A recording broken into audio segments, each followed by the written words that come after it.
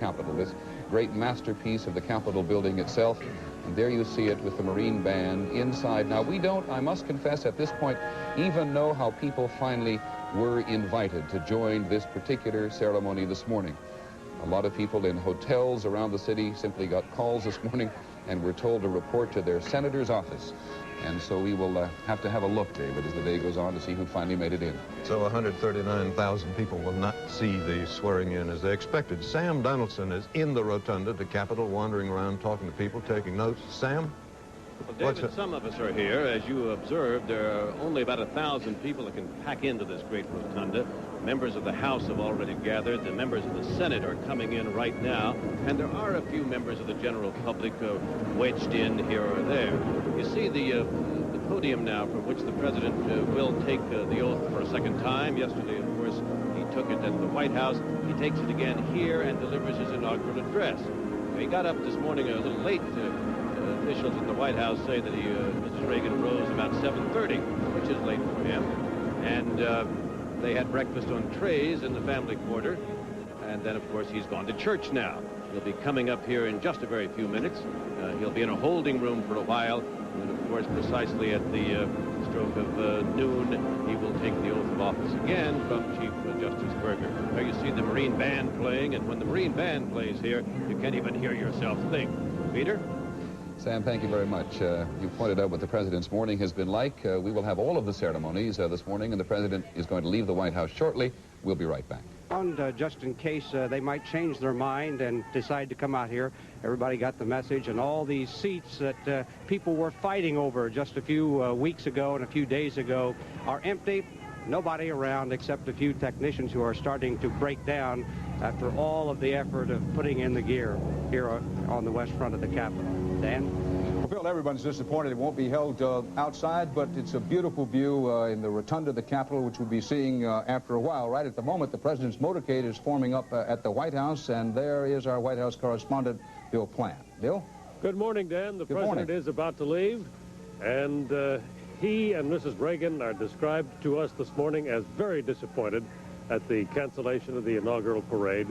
And it was explained that they had to do this for medical reasons. They were warned, we were told by the White House spokesman, by medical folks, that people, all these youngsters in the bands, would suffer frostbite after about 5 minutes out in this kind of weather, all the exposed skin areas. So while the Reagans acceded in the cancellation of the parade, we're told that they did so very reluctantly. Nonetheless, it's a happy day for the president, and I think that you'll find that that upbeat mood will be mirrored in the address that he gives just a little later on after his second swearing in down at the Capitol Rotunda. Dan? Well, Bill, we'll be following the president's motorcade as it goes from the White House to the Capitol once the motorcade officially forms up and the president and Mrs. Reagan enter into it. The only change is that the ceremony for this morning has been moved indoors. Bill Plant, if you're still there and with us, Mrs. Reagan dressed in blue coat and blue hat, done in blue for the day, and they're entering the limousine now for the, what, maybe 10, 15-minute ride to the Capitol. Well, at the speed that they'll go, Dan, it'll probably take just under 10 minutes. I think they'll move along. You know, there are not very many people, as I'm sure you yourself noticed, on the streets on this cold day in Washington. There are not a lot of spectators. Maybe they're one deep in places. The presidential limousine, especially protected, of course, both on the bottom of the automobile as well as with bullet-resistant glass. And perhaps you can hear the whir of a helicopter overhead. You know, yes, Bill. Dan, that's the one of the new limousines, the newest of the lot. They call it the talking car. The president has a PA microphone inside. He can ride along and talk to the people outside. It's really a rather amusing thing to see. This car will be going by, and if you can't see inside of it, you'll hear this fellow saying, well, hi, how are you? Presidents always like to use that. President Lyndon Johnson had one on his limousine, and he used to be fond of saying, hi, this is your president speaking to you. Beautiful scene of the White House. While it's bitterly cold here today, it makes the air so clear that everything stands out so vividly. Absolutely crystalline, Dan. And the presidential motorcade is underway from the White House to the Capitol. Perhaps well, you can see now those empty stands in the background. That's where the president would have been reviewing the parade this afternoon had the parade not been canceled. It might be worth noting here, Dan, that the motorcade is leaving through the northeast gate, something that rarely happens. When the president goes to and from the White House, he usually departs from the diplomatic entrance on the south side of the mansion. So we don't see this very often. Well, Bob Schieffer, you were a White House correspondent for a long time. I would think that what they did was use the northeast gate of the White House because we give the president the shortest walk from a White House door to the limousine. And in this kind of cold, quite understandably, everybody keeps their walking time in the open as short as possible. Yes, you know, Dan, watching this, one of the things that makes a second inauguration so different from a first inauguration is that normally this trip from the White House, the president who is leaving the White House and the new president who is about to be sworn in ride together down Pennsylvania Avenue in one car. I've always thought that must be one of the most stilted situations that a person could find himself in, especially if the two men have just run against each other in an election. For example, when Ronald Reagan rode to the White House in the car with the Carters, you know, there'd been a lot of animosity during that campaign, and then there'd been a report, totally unsubstantiated, that Mrs. Reagan wanted the Carters to move out of the White House early so she could begin redecoration. It must be a tough conversational business. For us reporters, though, I think added interest, you know, seeing the loser there. The poignancy of Lyndon Johnson, for instance, so battered by the Vietnam War that he couldn't even run for re-election. Kennedy and Eisenhower, two other men who didn't like each other very much, as it turned out.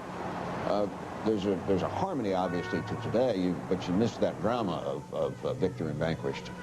What you don't miss is excuse me, Bob, is the sense that this is America. After all, this is not the Soviet Union or someplace in Asia or South America. And among the sights and sounds, you hear the distant sounds of demonstrators. We have some here outside the East Building of the National Gallery of Art. You may have heard in the background. Frankly, I don't see how you could have avoided hearing this small group of demonstrators, and it is a very small group. They are protesting the United States' involvement in Central America and Nicaragua specifically. As the presidential motorcade makes its way from the White House to the Capitol for today's swearing in, we'll have more CBS News coverage of the inauguration in a moment. Roger? David, it really isn't quite as bad as you might think it is out here. The sun's shining brightly. There isn't too much of a breeze, but the temperature is low enough so that after you've been here for 5 or 10 or 15 minutes, you start to feel it, and then you keep feeling it more and more and more as you go. As you see, we've got 25,000 empty seats here, and there was room for another 120,000 standees. Nobody has shown up except about 100 people from out of town who said they didn't think it was that cold, and why couldn't they go in and look around? The police officers told them that everything was closed down and going inside, and they could stay out by the Capitol and watch a parade if they'd like, the parade of the president arriving and departing, which is about all they're going to see. Roger, thanks very much. I want to point out Roger is a devoted skier, and so is, I'm sure, determined not to let us know he's been cold. He's not the only one. One of the more colorful participants in the inaugural parade today were going to be the Huskies and their dog sleds, or the drivers of the dog sleds and their Huskies from Alaska. They are absolutely put out and making no bones about the fact that they think the weather here in Washington is nothing compared to what they are accustomed to. They find it a little warm. And even a lot of the students who have come here with many bands from around the country and who are deeply disappointed were hatching plans, some of them I heard this morning, to perhaps just march down Pennsylvania Avenue anyway. It depends on where they came from. I suppose that's perfect. If it came from Minnesota and Wisconsin, anywhere in the Midwest, you will not think it is terribly bad. In Alaska today, I might add, it is in the 40s, not as cold as it is here.